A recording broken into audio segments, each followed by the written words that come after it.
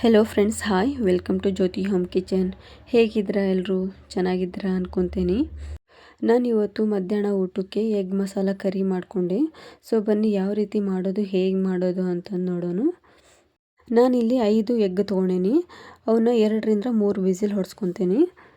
ನಂತರ ಇಲ್ಲಿ ಕಡಾಯಿ ಬಿಸಿ ಮಾಡಿಕೊಂಡು ಕೊತ್ತಂಬರಿ ಕಾಳು, ಮೆಣಸು, ನಂತರ ಜೀರಿಗೆನ ಡ್ರೈ ಫ್ರೈ ಮಾಡ್ಕೊತೀನಿ. ಮೀಡಿಯಂ ಫ್ಲೇಮ್ ಇಟ್ಕೊಂಡೆ ಫ್ರೈ ಮಾಡ್ಕೊತೀನಿ.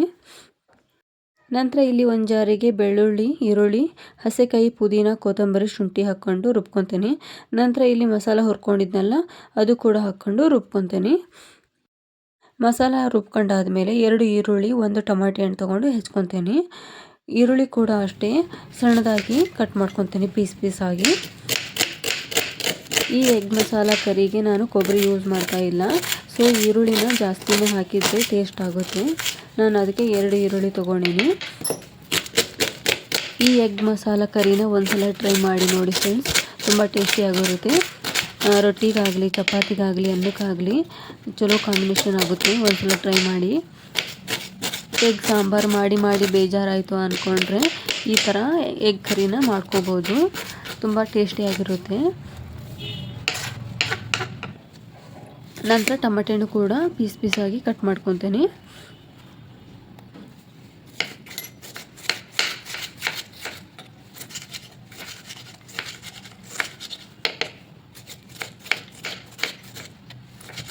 ನಂತರ ಕೊತ್ತಂಬರಿನ ಸ್ವಲ್ಪ ಹಾಕ್ಕೊತೀನಿ.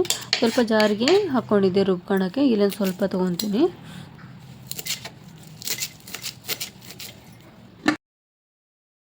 ನಂತರ ಇಲ್ಲಿ ನಾನು ಎಗ್ನ 3 ವಿಸಿಲ್ ಹೊಡ್ಸ್ಕೊಂಡಿದ್ದೆ. ಸೊ ನೋಡ್ತಾ ಇರ್ಬೋದು ಎಲ್ಲ ಬೆಂದಿದೆ. ಆನಂತರ ಈ ಥರ ಸಿಪ್ಪಿ ಕೂಡ ಬರ್ತಾ ಇದೆ. ಮೇಲಿನ ಎಲ್ಲ ಸಿಪ್ಪಿನ ಕ್ಲೀನ್ ಮಾಡಿಕೊಂಡು ನಂತರ ಈ ಥರ ಕಟ್ ಮಾಡ್ಕೊತೀನಿ. 1ರಲ್ಲಿ 2 ಮಾಡ್ಕೊತೀನಿ.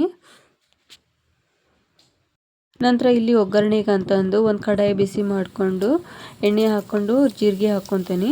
ಆನಂತರ ಅದು ಸಿಡಿದಾದ್ಮೇಲೆ ಇಲ್ಲಿ ಹೆಚ್ಚಿಟ್ಕೊಂಡಿದ್ನೆಲ್ಲ ಈರುಳ್ಳಿ ಕೂಡ ಹಾಕ್ಕೊಂಡು ಪೂರ್ತಿ ಹಸಿ ಸ್ಮೆಲ್ ಹೋಗಲಿ ಮಟ್ಟ ಫ್ರೈ ಮಾಡ್ಕೊತೀನಿ.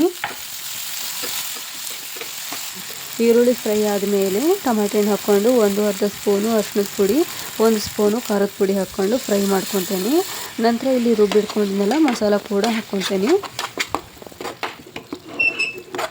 ಎಣ್ಣೆ ಒಳಗೆ ಮಸಾಲಾನ ಚೆನ್ನಾಗಿ ಮಿಕ್ಸ್ ಮಾಡ್ಕೊತೀನಿ. ಅದಕ್ಕೆ ತಕ್ಕಷ್ಟು ನೀರು ಹಾಕಿ ರುಚಿಗೆ ತಕ್ಕಷ್ಟು ಉಪ್ಪು ಹಾಕ್ಕೊತೀನಿ.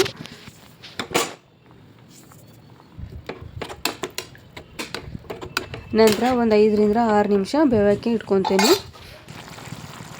ನೋಡ್ತಾ ಇರ್ಬೋದು ನೀವು ಯಾವ ಥರ ಬೆಂದಿದೆ ಅಂತಂದು, ಎಣ್ಣೆ ಎಲ್ಲ ಯಾವ ಥರ ಬಿಟ್ಟಿದೆ ನೋಡಿ. ನಂತರ ಇಲ್ಲಿ ಬೇಯಿಸ್ಕೊಂಡಿದ್ನೆಲ್ಲ ಮೊಟ್ಟೆನ ಹಾಕ್ಕೊತೀನಿ. ಈ ಥರನೇ ಕಟ್ ಮಾಡ್ಕೋಬೇಕು ಮೊಟ್ಟೆನ. ಮಸಾಲ ಜೊತೆಗೆ ಎಲ್ಲನೂ ಮಿಕ್ಸ್ ಮಾಡ್ಕೊತೀನಿ. ಈ ಎಗ್ನ ಜಾಸ್ತಿ ತಿರುವಾಡಬಾರ್ದು. ಮೇಲೆ ಮಸಾಲ ಹಾಕಿ ಸ್ವಲ್ಪ ಕೊತ್ತಂಬರಿ, ನಂತರ ನಿಂಬೆಹಣ್ಣು ಹಾಕ್ಕೊತೀನಿ. ಒಂದು 5 ನಿಮಿಷ ಬೇಯಿಸಿದರೆ ಎಗ್ ಮಸಾಲ ಕರಿ ರೆಡಿ ಆಯಿತು. ನೋಡ್ತಾ ಇರ್ಬೋದು ನೀವು. ರೊಟ್ಟಿ ಜೊತೆಗಾಗಲಿ, ಚಪಾತಿ ಜೊತೆಗಾಗಲಿ, ಅನ್ನ ಜೊತೆಗಾಗಲಿ ಸರ್ವ್ ಮಾಡಿಕೊಂಡು ತಿನ್ಬೋದು. ತುಂಬ ಟೇಸ್ಟಿಯಾಗಿರುತ್ತೆ. ಇವತ್ತಿನ ರೆಸಿಪಿ ನಿಮಗೆಲ್ಲ ಇಷ್ಟ ಆಗುತ್ತೆ ಅಂದ್ಕೊತೀನಿ. ಇಷ್ಟ ಆದರೆ ಲೈಕ್ ಮಾಡಿ, ಶೇರ್ ಮಾಡಿ, ಸಬ್ಸ್ಕ್ರೈಬ್ ಆಗಿ. ಬಾಯ್.